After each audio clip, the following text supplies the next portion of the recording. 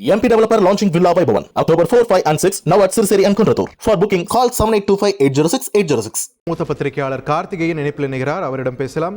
கார்த்திகேயன் வணக்கம். இணைப்பில் இருந்தமைக்கு மிக்க நன்றி.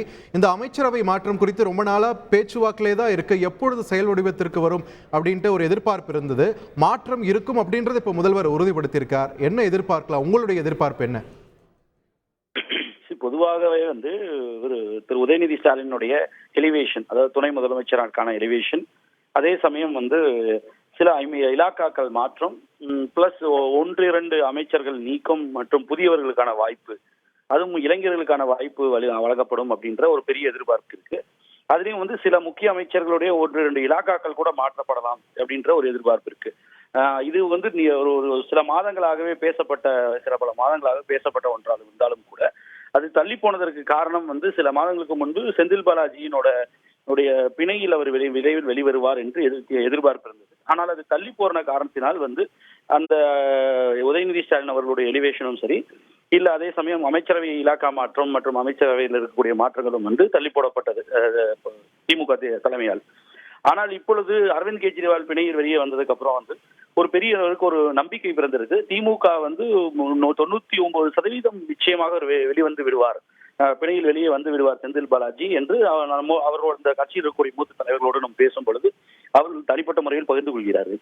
அப்போ அவர் பிணையில் வெளியே வந்த பிறகு அவரை மீண்டும் அமைச்சரவையில் சேர்க்கப்பட்டு, அதே சமயம் இந்த உதயநிதி ஸ்டாலின் அவர்களுடைய எலிவேஷன், அவருக்கு துணை முதலமைச்சர் பதவி, அதே போல சில இலாக்காக்களில் மாற்றம், 1-2 பேர் நீக்கம் மற்றும் புதியவர்களுக்கான வாய்ப்பு, 1-2 பேருக்கு புதியவர்களுக்கான வாய்ப்பு இருக்கும் என்று பெரிய எதிர்பார்ப்பு இருக்கிறது.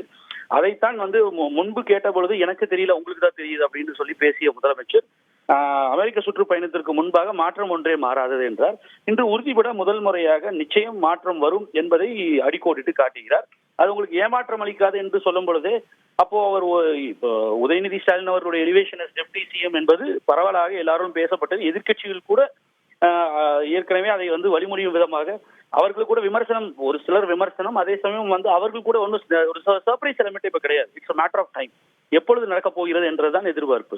சோ அதனால் தான் அதைத்தான் அவர் மேற்கோள் காட்டி நடக்கும், நிச்சயமாக நடக்கும், ஆனால் அது உங்களுக்கு ஏமாற்றமாக இருக்காது, மாற்றம் வரும், ஏமாற்றமாக இருக்காது என்று அதைத்தான் கூற விரும்புகிறார் என்று நான் கருதுகிறேன்.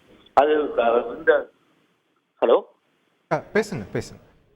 அது இந்த வாரத்தில் வரக்கூடிய இந்த பிணை ஆணை செந்தில் பாலாஜிக்கு வரப்பெற்றதுமே விரைவில் அது நடக்கக்கூடும் என்று எதிர்பார்ப்பு பெரிய அளவுக்கு இருக்கிறது.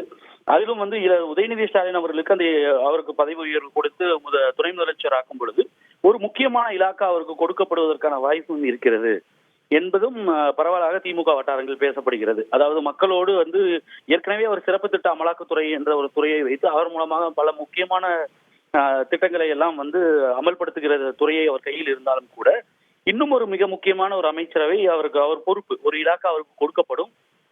அதோடு சில முக்கியமான அமைச்சர்களில் 1-2 பேர் இலாக்காக்கள் மாற்றத்துக்கு உட்படுத்தப்படலாம் என்பதும் பரவலாக பேசப்படுகிறது.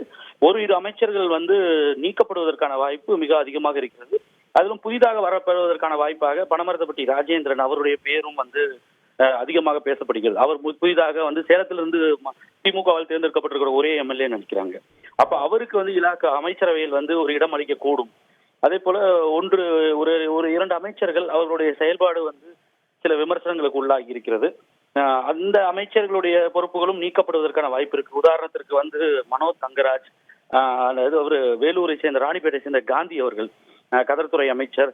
இப்போ இவர்களுக்கு ஒன்று இலாக்கா மந்திரி சபையிலிருந்து நீக்கப்படலாம், அல்லது அவர்களுடைய இலாக்காக்கள் பெரிய அளவுக்கு மாற்றப்படலாம் என்பது பரவலாக பேசப்படுகிறது.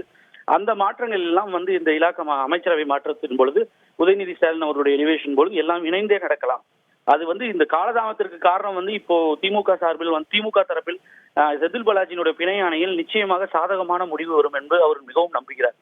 சோ அதனோடு டைம் பண்ணியே உதயநிதி ஸ்டாலினோட எலிவேஷன் பிளஸ் இந்த அமைச்சர் இலாக்கா மாற்றங்கள் மற்றும் இண்டக்ஷன், அதே போல சாக்கிங், இது எல்லாமே சேர்த்தே நடத்தலாம் என்று அவருக்கு ஒரு கருத்து இருக்கிறது.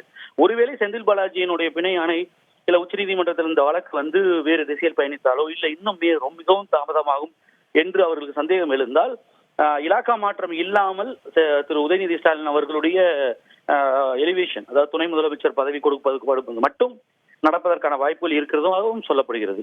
MP Developer launching Villa Vaibhavan October 4, 5 and 6 now at Sirseri and Kunratur. For booking call 7825 806 806.